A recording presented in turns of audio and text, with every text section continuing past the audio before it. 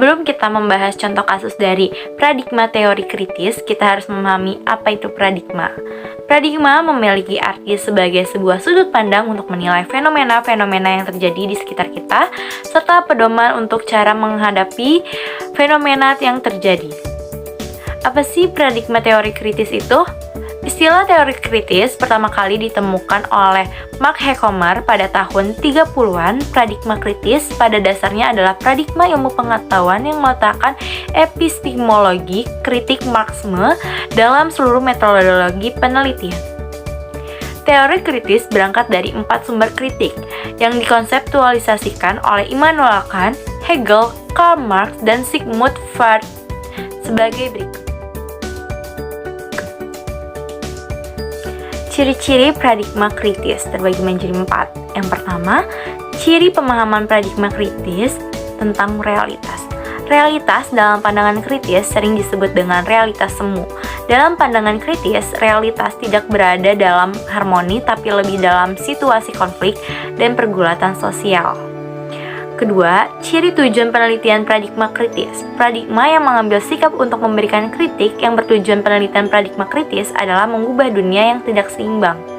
Dengan demikian, seorang peneliti dalam paradigma kritis akan memungkinkan membongkar mitos, menunjukkan bagaimana seharusnya dunia berada. Yang ketiga, ciri titik perhatian penelitian paradigma kritis.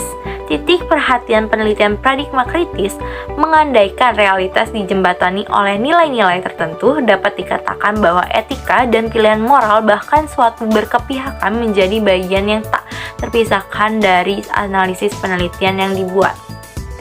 Dalam konteks karakteristik yang keempat ini, penelitian paradigma kritis mengutamakan analisis yang menyeluruh, konseptual, dan multi-level. Hal ini berarti bahwa penelitian kritis menekankan soal historical situateness dalam seluruh kejadian sosial yang ada. Baik, poin selanjutnya yaitu metodologi penelitian. Nah, pada paradigma kritis ini menggunakan metodologi kualitatif sebagai pendekatan penelitiannya. Nah, metode dalam paradigma kritis ini salah satunya yaitu analisis wacana kritis. Nah, analisis wacana ini merupakan pemahaman rangkaian tuturan melalui interpretasi semantik yang berkaitan dengan pemahaman bahasa dalam tindak bahasa atau what is said from what is done, dan diarahkan kepada masalah yang memakai bahasa secara fungsional atau functional use of language. Nah, kemudian analisis wacana yang dimaksud itu sebagai suatu analisis untuk membongkar maksud-maksud dan makna-makna tertentu menurut Erianto 2006. Analisis wacana dipakai untuk membongkar kuasa yang ada dalam setiap proses bahasa.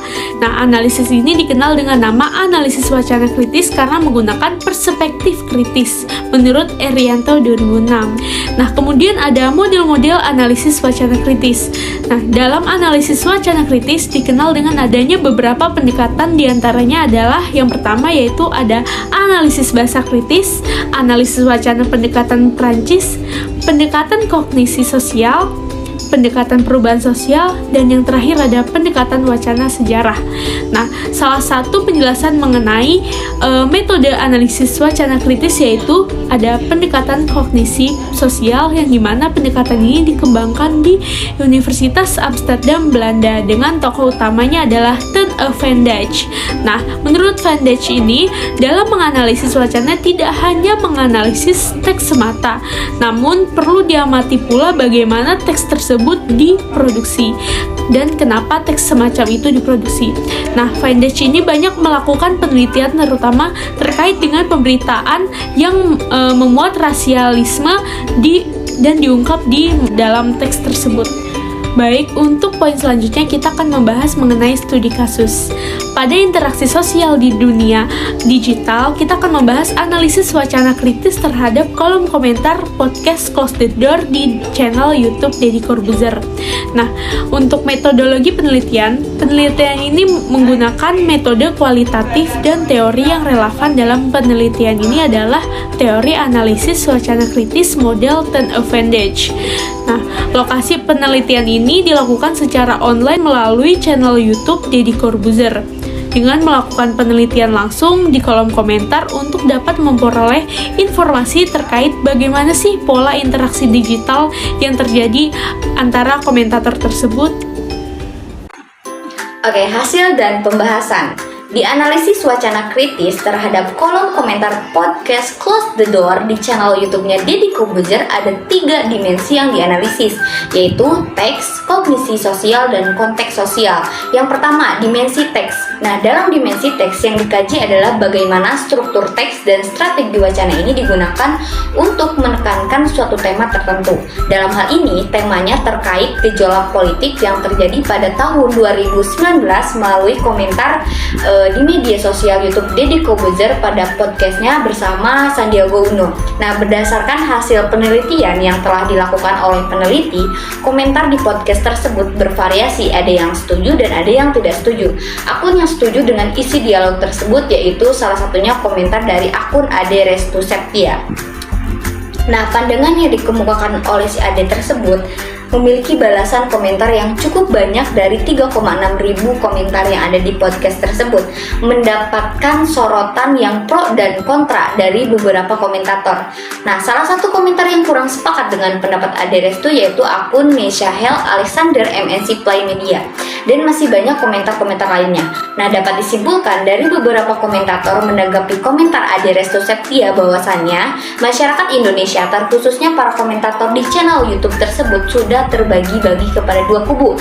Ada banyak komentar di podcast tersebut. Hal ini tentu membuktikan bahwa isu-isu yang berkaitan dengan politik Indonesia menarik perhatian ketika dipublikasikan. Nah, komentar para komentator juga bisa menjadi tolak ukur bahwa masyarakat Indonesia mempunyai pola pikir luas, terbuka, dan bebas. Nah, poin yang kedua adalah kognisi sosial. Kognisi sosial yang terbentuk dalam hal ini adalah Ade Restu Septia dengan kognisi sosialnya memengaruhi cara merekonstruksikan sebuah realita yang dia pahami, sehingga Ade ini sebagai si pembuat wacana membuat teks yang memiliki pandangan tertentu terkait sebuah realita. Sementara pembuat wacana kedua adalah orang yang menolak pandangan dari si pembuat wacana pertama, yaitu komentar akunnya Meshahel. Dapat dilihat kognisi sosial si pembuat wacana kedua yang berbeda dengan Ade. Cara pandang si Meshahel ini berdasarkan konteks yang beredar di sekitarnya. Nah, kemudian poin yang ketiga yaitu konteks sosial. Dalam dimensi konteks sosial, hal yang dianalisis adalah wacana yang berkembang dalam masyarakat tentang suatu masalah.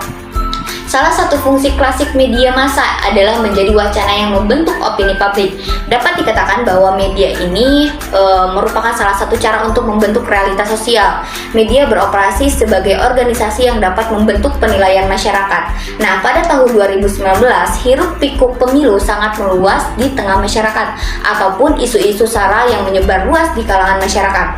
Tahun 2019 juga menjadi tahun yang cukup meriah dengan segala problematika yang ada. Tetapi berbagai macam problema tersebut tentunya banyak juga memberikan pengaruh negatif, mulai dari ujaran kebencian, maraknya bazar, ataupun isu-isu sara yang menyebar luas di kalangan masyarakat.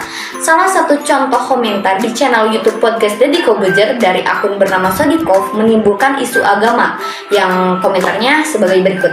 Nah, selama pemilu 2019, pertanyaan agama yang beredar lebih banyak mengungkap kesalehan pribadi masing-masing kandidat gitu. Terlihat bagaimana kedua kubu bersaing untuk menceritakan kesalehan calon yang mereka dukung. Namun di sisi lain juga mereka mencari kelemahan dalam kehidupan keagamaan lawan-lawannya.